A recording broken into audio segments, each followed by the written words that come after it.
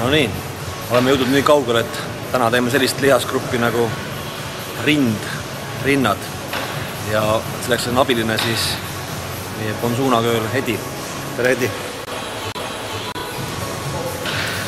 Tere!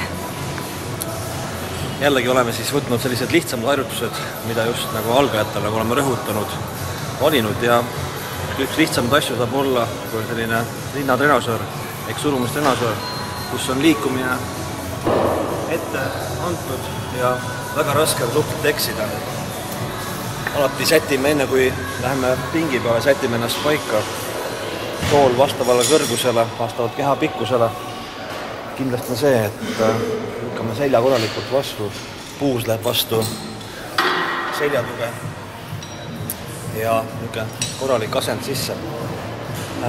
Käteasend peaks olema enam-vähem nii kõrgel, et kui me tõstame käed üles, siis tegelikult selline täisnurk peaks siia sisse ja hästi tihti on ka see, et vastavalt füsioloogia anatoomial on see, et mõni hakkab võlg valutama, kui käed liiga kõrgel on. Siis natukene käed allapoole, siis see valu kaob õlast kindlasti ära. Nii, oled valmis. Nüüd me alustame oma treeningutega ja nagu ikkagi korda arv jääb 12–15 ja kuskil 3 seeriat tuleb teha.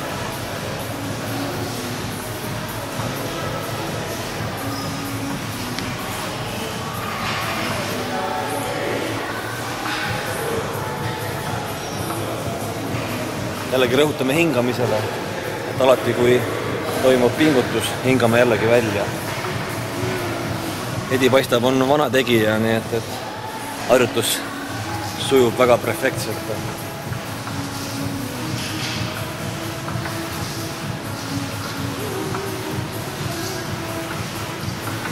Hästi lihtne harjutus, aga samas lihtsust me taga ajamegi, et oleks hea ja mugav teha. Ei peaks väga niimoodi alguses kohe kindlasti hakkama punnitama ja just see, et kui hakkame kohe vabade raskustega tegema, siis võib see asend hakata just see tasakaalulihased, et väiksed lihasgrupid on nõrgad ja ei ole väga hea, nii et see pink on ideaalne alustanud.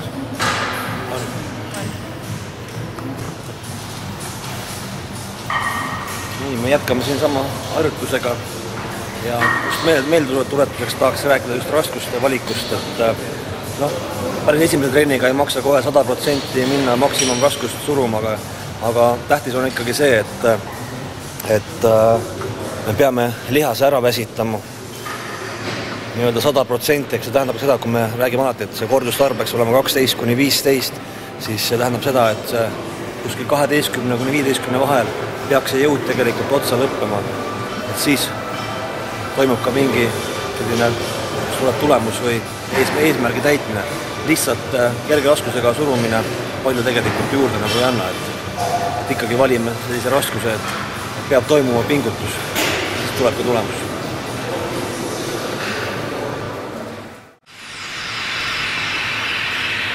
Võtame järgmise harjutuse.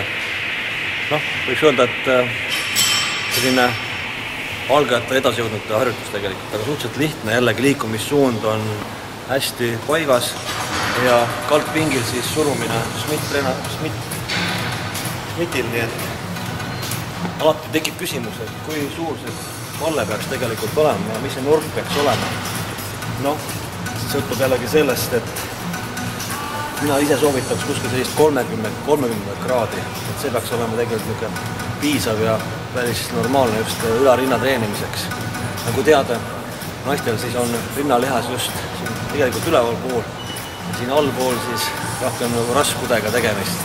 Nii et just seda ülemist poolt võiski nagu trimmida ja see ongi just hea, mis see tõmbab siis lihase natukene kokku ja pingule ja siis see püst on ka tunduvalt parem.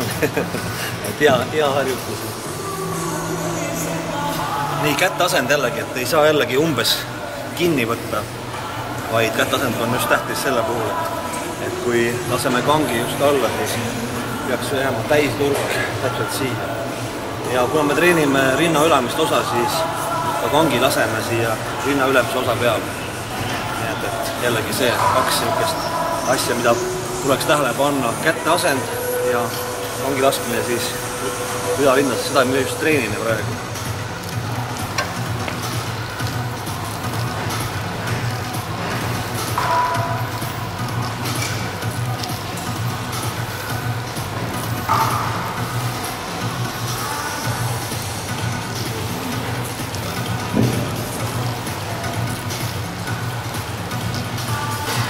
hästi hea harjutus.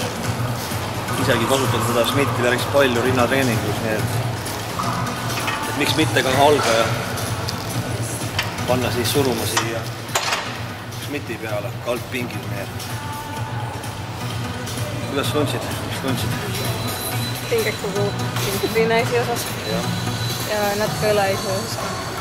See ongi see, et võib-olla algajale ei olegi vaja seda nurka kõrgemaks nagu ajada, siis hakatakse just tundma, et seda koormust just õlgades, kui mitte just rinnas, nii et 30 kraadi tegelikult peaks olema piisav, et saada koormust just rinnas lihasele ja sest õlad nagunii hakkavad päris palju tööle rinnatreeningus, nii et tegelikult selline 30 kraadi minu soovitus teile.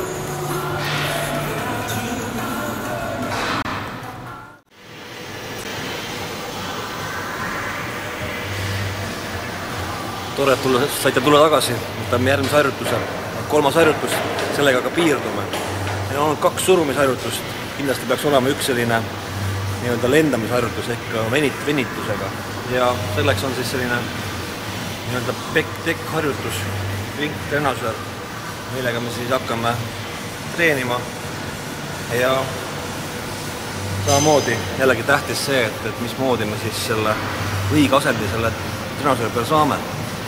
Et ping tuleb siis tegelikult seada vastavalt sellele, et kui me võtame haarde kinni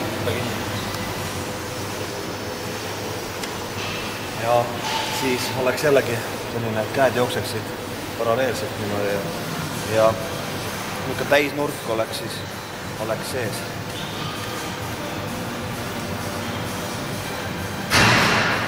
Kui tegemist on siis nagu lendamisharjutusega, siis ongi tähtis see, et saaksime selle venituse kätte, et toimuks siis rinnalihase venitus.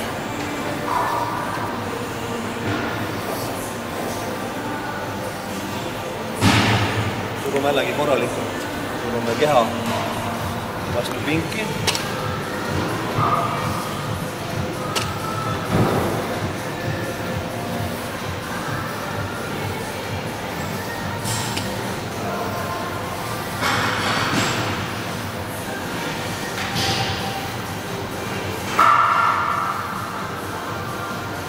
Pingutus, ja näeme, pingutus.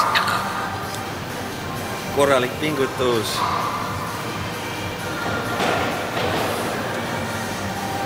Muidu tissi ei tule. Pingutame. No nii, jõudsimegi lõpusirgele, et 3 harjutust on tehtud. Tegelikult harjutusi on veel palju, aga siinkohas kõike veel ei näita teile. Nendest 3 harjutusest piisab, kui mõni algaja võtab selle video ja hakkab vaatama, et rinnatreeningut ja tormab saali ja kohe 3 harjutust, siis see on liiga palju. Valige endal esialgu 1 või maksimum 2 harjutust. 1 surumine ja 1 siis samamoodi lendamine, ehk siis see harjutus oleks sobilik. Ja kes sellega hakkama ei saa, siis mingu kabetrenni. On või?